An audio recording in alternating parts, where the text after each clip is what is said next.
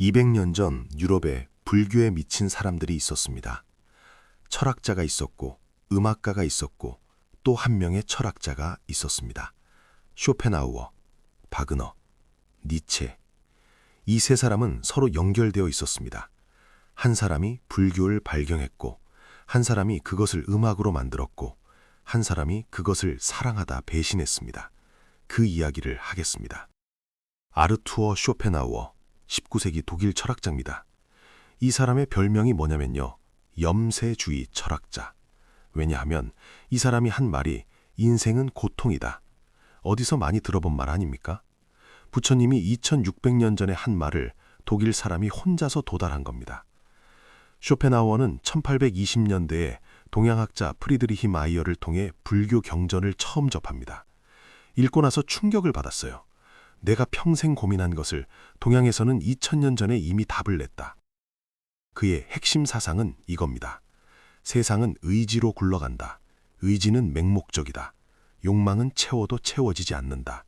그러니 의지에서 벗어나야 한다. 사성제 아닙니까 이게? 고통이 있고 고통의 원인이 있고 고통의 소멸이 있고 소멸에 이르는 길이 있다. 쇼펜하우어는 이것을 서양 철학의 언어로 말한 겁니다. 그리고 그는 이렇게까지 말했습니다. 불교는 유럽의 기독교와 달리 명백히 무신론더지다. 세계를 창조한 신 같은 것은 없다. 자연 법칙에 따라 세계가 생겨났다. 19세기 독일에서 이런 말을 하려면 대단한 용기가 필요했습니다. 교회가 모든 것을 지배하던 시대니까요. 쇼펜하우어는 고통에서 벗어나는 방법을 두 가지 제시했습니다. 하나는 욕망의 부정, 의지를 꺾는 것, 금욕과 고행입니다. 또 하나가 있었습니다. 음악. 쇼펜하우어는 모든 예술 중에서 음악이 가장 높은 자리에 있다고 맞습니다. 왜냐하면 그림은 현상을 모방하고 시는 개념을 표현하지만 음악은 의지 그 자체를 직접 드러내기 때문입니다. 음악을 들을 때 우리는 잠시 욕망에서 벗어납니다. 불교식으로 말하면 음악이 일시적 열반을 준다는 겁니다. 이 생각이 한 사람을 뒤흔들었습니다. 리하르트 바그너, 19세기 최고의 오페라 작곡가입니다. 바그너는 쇼펜하우어의 책을 읽고 완전히 빠졌습니다.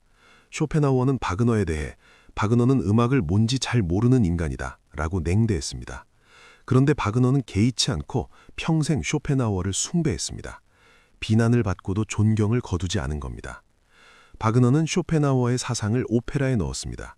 그의 대표작 트리스탄과 이졸데. 사랑이라는 강렬한 욕망이 결국 죽음을 통해 소멸되는 이야기입니다. 열반 아닙니까? 바그너는 열반을 음악으로 만든 겁니다. 실제로 바그너는 불교에 깊이 빠져서 승리자들이라는 불교 오페라까지 구상했습니다. 부처님의 이야기를 오페라의 주인공으로 삼으려 했다는 것 자체가 놀라운 일입니다. 프리드리히 니체, 24살, 라이프치히 대학의 젊은 교수입니다. 니체는 이미 쇼펜하우어에 빠져 있었습니다. 군본무 시절에 쇼펜하우어의 의지와 표상으로서의 세상을 읽고 인생이 바뀌었습니다. 그러던 1868년 11월 친구에게서 쪽지를 받습니다. 리하르트 바그너를 만나고 싶다면 극장 카페로 3시 45분까지 올 것. 니체는 새 정삼까지 맞춰 있을 것 같습니다. 동화 속에 있는 것 같다고 합니다. 바그너는 활달하고 위트가 넘치는 사람이었습니다. 그 자리에서 둘은 쇼펜하우어의 철학과 음악에 대해 이야기했습니다. 니체는 이렇게 썼습니다. 바그너가 쇼펜하우어를 음악의 정수를 이해한 유일한 철학자라고 말하는 것을 듣고 형언할 수 없는 따뜻함과 기쁨을 느꼈다. 쇼펜하우어가 매개체였습니다. 불교에 빠진 철학자가 두 사람을 이어준 겁니다. 니체는 바젤 대학의 교수가 됐습니다. 바젤과 멀지 않은 트립센에 바그너가 살고 있었습니다. 니체는 바그너의 집을 자주 방문했습니다. 바그너의 부인 코지마와 팔짱을 끼고 산책했고 크리스마스와 생일을 함께 보냈고 피아노를 함께 연주했습니다. 청년 니체에게 바그너는 숭배의 대상이었습니다. 바그너는 니체에게 편지를 썼습니다. 정확히 말하자면 당신은 아내를 제외하고는 내 삶이 내게 허락한 유일한 소득입니다. 두 천재가 서로를 유일한 존재라고 불렀습니다. 그런데 바그너가 변했습니다. 점점 기독교로 돌아갔습니다. 마지막 오페라 파르지팔에서 기독교적 모티브를 전면에 내세웠습니다.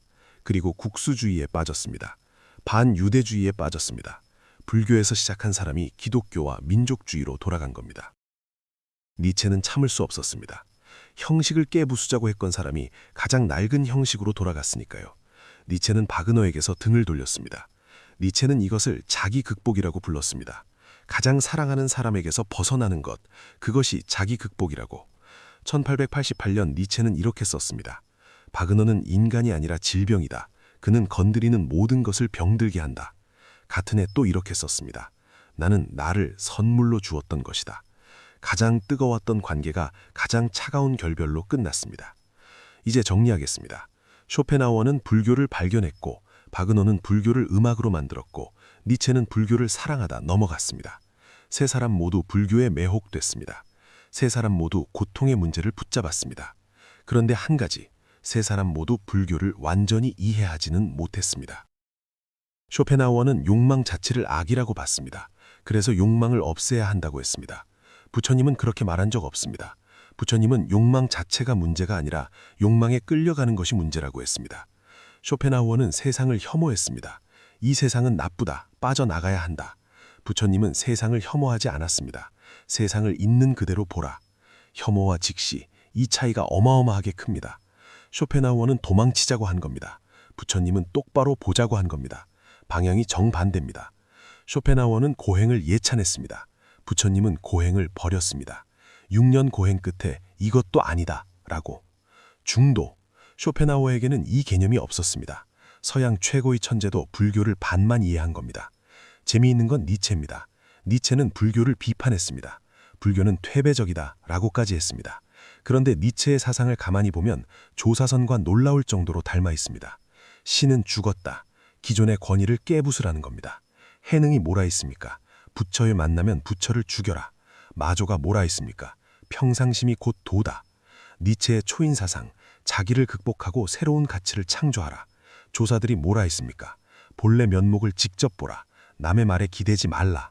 니체는 불교를 비판하면서 정작 조사선과 같은 말을 한 겁니다.